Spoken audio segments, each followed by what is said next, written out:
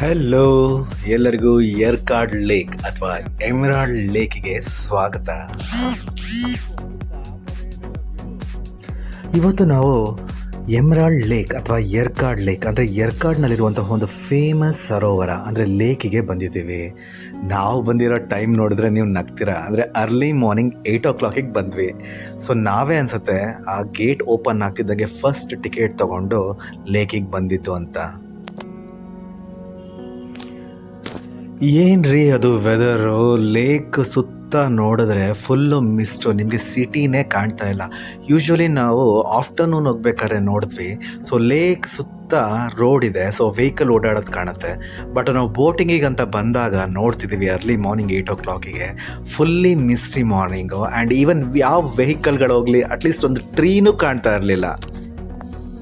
ನಾವು ಟಿಕೆಟ್ ತೊಗೊಂಡು ವೆಯ್ಟ್ ಮಾಡ್ತಾ ಇದ್ವಿ ನಮ್ಮ ಟರ್ನ್ ಬರುತ್ತೆ ಅಂತ. ಸೊ ನೋಡಿ, ಅಲ್ಲಿ ಮಿಸ್ಟಿಂದ ಒಂದು ಡ್ರೀಮ್ ಬೋಟ್ ಹೊರಗಡೆ ಬರ್ತಾ ಇದೆ. ಸೊ ಆ ವ್ಯೂ ಮಾತ್ರ ಅಲ್ಟಿಮೇಟ್ ಆಗಿತ್ತು ನೋಡೋದಕ್ಕೆ. ಇದೇನಪ್ಪ ಇದು, ಲೇಕ್ ಹತ್ರ ಯಾರೂ ಇಲ್ಲ, ನಾವೇನೇ ಬೇಗ ಬಂದ್ಬಿಟ್ಪ ಅಂತೇಳಿ ನಾವು ರೈಡ್ ಹೋಗೋಕ್ಕೆ ಶುರು ಮಾಡಿದಾಗ, ಸೊ ಅಲ್ಲಿಂದ ಕುತ್ಕೊಂಡು ನೋಡಿದಾಗ ನಮಗೆ ಓಕೆ ಪರವಾಗಿಲ್ಲ, ಸ್ವಲ್ಪ ಜನ ಕಾಣ್ತಿದ್ದಾರೆ ಅಂತ ಅನ್ನಿಸ್ತು. ಇಲ್ಲಿ ವೆರೈಟೀಸ್ ಆಫ್ ರೈಡ್ ಇದೆ ಆಯಿತಾ. ನಾವು ಬಂದುಬಿಟ್ಟು ರೈಡರ್ ಬೋಟ್ ತೊಗೊಂಡ್ವಿ. ಆ್ಯಂಡ್ ಅದಲ್ದಲ್ಲೇ ನಿಮಗೆ ಪೆಡಲ್ ಬೋಟ್ ಇದೆ ಆ್ಯಂಡ್ ನಿಮಗೆ ಸ್ಪೀಡ್ ಬೋಟ್ ಇದೆ. ಸೊ ನಮಗೆ ರೈಡರ್ ಬೋಟ್ ತೊಗೊಂಡ್ವಿ, ಯಾಕಂದರೆ ನಾವು ವ್ಯೂನ ಎಂಜಾಯ್ ಮಾಡಬೇಕಾಗಿತ್ತು. ಸೊ ಸ್ಲೋಲಿ ಹೋಗೋಣ ರೈಡರ್ ಇದ್ರೆ ಅಂದ್ಬಿಟ್ಟು ರೈಡರ್ ಬೋಟ್ನ ತೊಗೊಂಡ್ವಿ. ಲಕ್ಕಿಲಿ ನಮ್ಮ ಪುಣ್ಯಕ್ಕೆ ಒಂದು 8:30 ಅಷ್ಟೊತ್ತಿಗೆ ನಾವು ಬೋಟ್ನಲ್ಲಿ ರೈಡ್ ಹೋಗಬೇಕಾದ್ರೆ ಸೊ ಮಿಸ್ಟ್ ಕ್ಲಿಯರ್ ಆಗ್ತಿತ್ತು, ಹಾಗೆ ನಮಗೆ ವ್ಯೂನೂ ಕಾಣ್ತಾ ಇತ್ತು. ವ್ಯೂ ಹೇಳ್ಬೇಕಾ, ಸೂಪರ್ ವ್ಯೂ ಮಾತ್ರ. ನನ್ನ ಮಗ ಅಂತೂ ಭಯ ಪಟ್ಕೊಂಡು ನಮ್ಮನ್ನ ಮತ್ತು ನನ್ನ ವೈಫ್ ಪಕ್ಕದಲ್ಲಿ ಒಂದು ಕುತ್ಕೊಬಿಟ್ಟಿದ್ದ. ನನ್ನ ಮಗಳು ಬಿಡಿ ಬಿಂದಾಸ್ ಆರಾಮ್ಸೆ ಕುತ್ಕೊಂಡು ವ್ಯೂನ ಎಂಜಾಯ್ ಮಾಡ್ತಾ ಇದ್ಲು.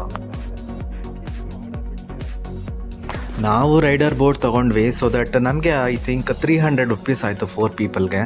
ಸೊ ವರ್ತ್ ಇಟ್, ಯಾಕಂದರೆ 20 minutes ಒಂದು ಮಿನಿ ಐಲ್ಯಾಂಡ್ ಥರ ಇದೆ, ಅಲ್ಲಿನ ಒಂದು ಫುಲ್ ರೌಂಡ್ ಓಡಿಸ್ತಾರೆ. ಹಾಗೆ ನಿಮಗೆ ಈ ಸರೋವರ ಎಮರಾಲ್ಡ್ ಸರೋವರದ ಪಕ್ಕದಲ್ಲೇ ಒಂದು ಎಕೋ ಗಾರ್ಡನ್ ಅಂತ ಇದೆ.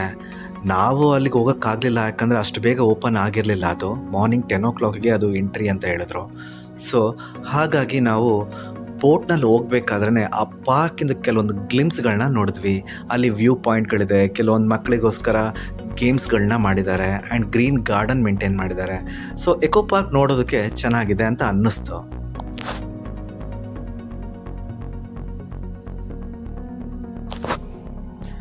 ನೀವು ಯರ್ಕಾಡಿಗೆ ಬಂದುಬಿಟ್ಟು ಎಮರಾಲ್ಡ್ ಲೇಕ್ನಲ್ಲಿ ಬೋಟಿಂಗ್ ಹೋಗಿಲ್ಲ ಅಂತಂದರೆ ಹೇಗೆ ಅಲ್ವಾ.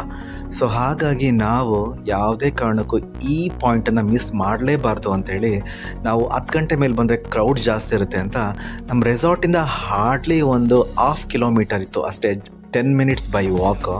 ಸೊ ಬಂದ್ವಿ ಆ್ಯಂಡ್ ರೈಡನ್ನು ಮಾತ್ರ ಅಲ್ಟಿಮೇಟ್ ಆಗಿತ್ತು. ಬಂದಿದ್ದಕ್ಕೂ ವರ್ತ್ ಅನ್ನಿಸ್ತು ನಮಗೆ.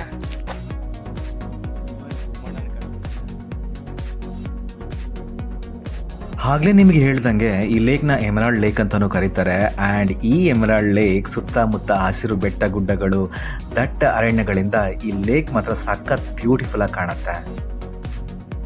ಹಾಗೆ ಸರೋವರದ ಸುತ್ತ ಸುಸಜ್ಜಿತವಾದ ದಾರಿ ಇದ್ದು ನೀವು ಆರಾಮ್ಸೆ ನಡ್ಕೊಂಡು ಹೋಗ್ತಾ ಈ ವ್ಯೂನ ಲೇಕ್ನ ಎಂಜಾಯ್ ಮಾಡ್ಬೋದು.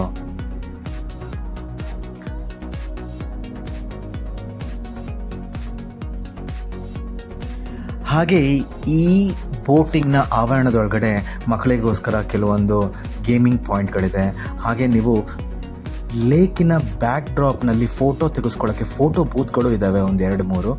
ಸೊ ನಿಮಗೆ ಇಂಟ್ರೆಸ್ಟ್ ಇದ್ದರೆ ಅಲ್ಲಿ ಹೋಗಿ ನೀವು ಫೋಟೋ ತೆಗೆಸ್ಕೊಂಡು ಇಮಿಡಿಯೇಟಾಗಿ ನಿಮಗೆ ಪ್ರಿಂಟ್ ಹಾಕಿ ಕೊಡ್ತಾರೆ.